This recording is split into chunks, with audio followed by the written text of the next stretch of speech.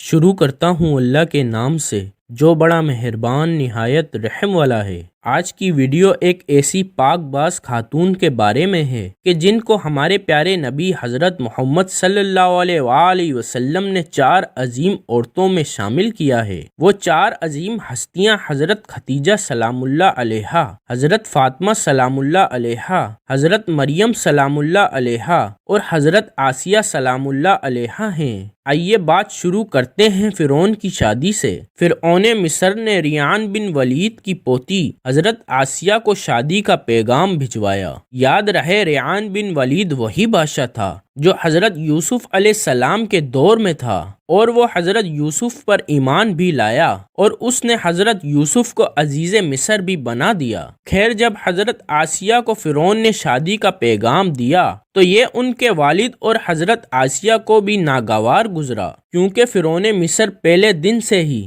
ظلم و بربد کے لیے مشہور تھا۔ لیکن فرعون نے اپنی بادشاہت کے زور پر جبراً حضرت آسیہ سے شادی کر لی اور دھمکی دی کہ اگر یہ شادی نہیں کریں گی تو آپ کے والدین کو قتل کر دیا جائے۔ شادی ہونے کے بعد بھی اللہ پاک نے حضرت آسیہ کو فرعون سے محفوظ رکھا اور وہ آپ پر قادر نہ ہوا۔ اس بارے میں مفسرین لکھتے ہیں کہ شادی کی پہلی ہی رات جب فرعون حضرت آسیہ سے ہم بستری کے لیے کمرے میں گیا تو اللہ نے اس پر نیند کا ایسا غلبہ ڈالا کہ وہ ساری رات ہی سویا رہا۔ کچھ کتابوں میں لکھا ہے کہ اللہ نے فرعون کو نامرد کر دیا تھا، جس وجہ سے وہ حضرت آسیہ سے صحبت ہی نہ کر سکا، اور بعض نے لکھا کہ فرعون کو ایک ایسی عجیب بیماری تھی کہ طبیبوں نے اس کی ساری عمر صحبت سے منع کر دیا۔ دیکھا جائے تو یہ بھی حضرت آسیہ کی ایک طرح سے کرامت بھی ہے کہ اللہ نے انہیں کیسے فرعون کے ناپاک جسم سے محفوظ رکھا۔ بعض روایات میں فرعون کی ایک بیٹی کا ذکر بھی ملتا ہے۔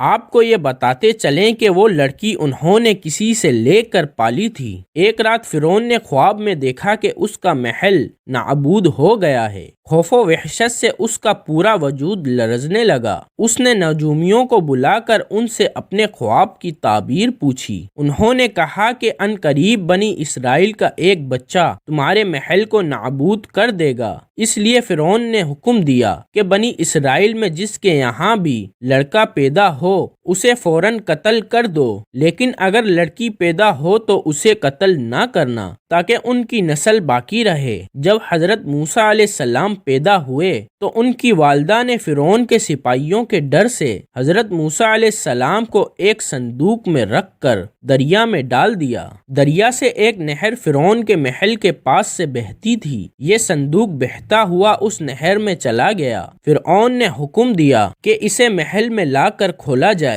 جب صندوق کھولا گیا تو اس سے ایک خوبصورت بچہ نکلا۔ قبطی زبان میں پانی کو منہ اور درخت کو سا کہتے ہیں۔ یہ صندوق پانی اور درختوں کے درمیان پایا گیا تھا۔ اس وجہ سے حضرت بی بی آسیہ رحمت اللہ علیہا نے آپ کا نام موسیٰ رکھا۔ حضرت آسیہ نے جب حضرت موسیٰ کے چہرے پر نور دیکھا تو انہوں نے حضرت موسیٰ کو اپنا بیٹا بنا لیا اور فرعون سے کہنے لگی، ترجمہ: یہ بچہ میری اور تیری آنکھوں کی ٹھنڈک ہے، اسے قتل نہ کرو۔ لیکن نامرد فرعون کہنے لگا، اسے تم رکھ لو، مجھے اس کی کوئی حاجت نہیں۔ حضرت محمد صلی اللہ علیہ وآلہ وسلم نے فرمایا کہ اگر آسیہ کی طرح فرعون بھی اس بات کا اقرار کرتا کہ یہ بچہ اس کی آنکھوں کی ٹھنڈک ہے تو ضرور اللہ پاک اسے ہدایت عطا فرما دیتا، جیسے آسیہ کو عطا فرمائی۔ حضرت آسیہ سلام اللہ علیہا کو اللہ پاک نے قرآن میں عورتوں کے لیے نمونہ بھی قرار دیا ہے۔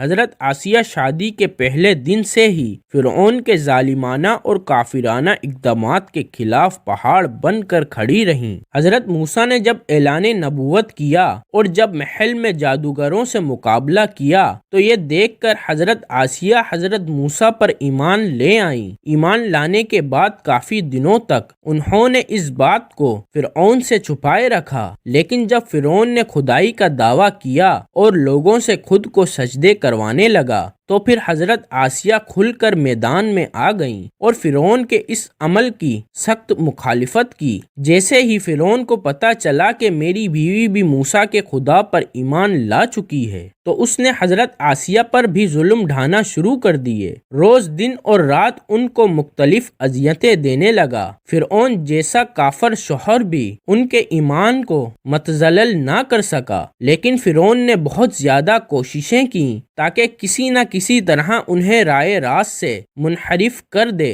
لیکن وہ ایسا نہ کر سکا، اور آسیہ بھی اس کی تمام کوششوں کو ناکام بنا کر صرف خدائے واحد کی عبادت میں مصروف رہیں۔ حضرت موسیٰ علیہ السلام کے چاہنے والے فرعون کے سپاہیوں کے ہاتھوں ظلم و ستم کی بھینٹ چڑھتے رہے تھے اور انہیں بے دردی کے ساتھ قتل کیا جا رہا تھا، یہاں تک کہ فرعون نے حضرت موسیٰ علیہ السلام پر ایمان لانے والے ایک شخص کو، جسے قرآن کریم نے مومن آل فرعون کے نام سے یاد کیا ہے، بڑی ہی بے دردی سے قتل کر دیا، جس کے بعد آسیہ کے صبر کا پیمانہ جھلک اٹھا اور کھلم کھلا فرعون کی مخالفت کرنے لگی۔ فرعون میں ایز و غضب کی آگ بھڑک اٹھی اور اس نے اپنی زوجہ آسیہ کو بہت ہی دردناک طریقے سے اذیتیں پہنچائی۔ اس ظالم نے ان پر بڑے بڑے عذاب کیے، ان کو بہت زیادہ مارا اور زد و کوب کیا اور چومیخنا کر دیا، یعنی 4 ٹانگوں میں آپ کو گاڑ دیا۔ حضرت آسیہ رضی اللہ تعالی عنہا کے چاروں ہاتھوں پیروں میں لوہے کی کیلیں ٹھوک کر چاروں کونوں میں اس طرح جکڑ دیا کہ وہ ہل بھی نہیں سکتی تھیں، اور بھاری پتھر آپ کے سینے پر رکھ کر ان کو ریت پر دھوپ میں ڈال دیا اور پانی بند کر دیا۔ اللہ اکبر! ایک دفعہ ذرا سوچئے تو صحیح، دوستوں کے تنہا عورت اور ظالم و جابر شوہر کا محل، ہاتھوں اور پیروں میں کیلیں ٹھوک دی گئی ہیں، گرم ریت پر لیٹایا ہوا ہے اور سینے پر ایک بھاری پتھر رکھ دیا گیا ہے، پھر بھی حضرت آسیہ سلام اللہ علیہا ایمان پر عزم و استقلال کے ساتھ ان مصائب کے باوجود قائم و دائم رہیں اور فرعون کے کفر سے خدا کی پناہ چاہی۔ ایک روایت تو یہ ہے کہ فرعون نے حضرت آسیہ کی کھال اتروا دی اور پھر ان پر چٹان کو گرا دیا۔ اللہ اکبر! آپ کا مزار پر انور مصر میں ہی واقع ہے۔ تاریخ انسانی میں حضرت آسیہ کا ایمان پر قائم رہنا،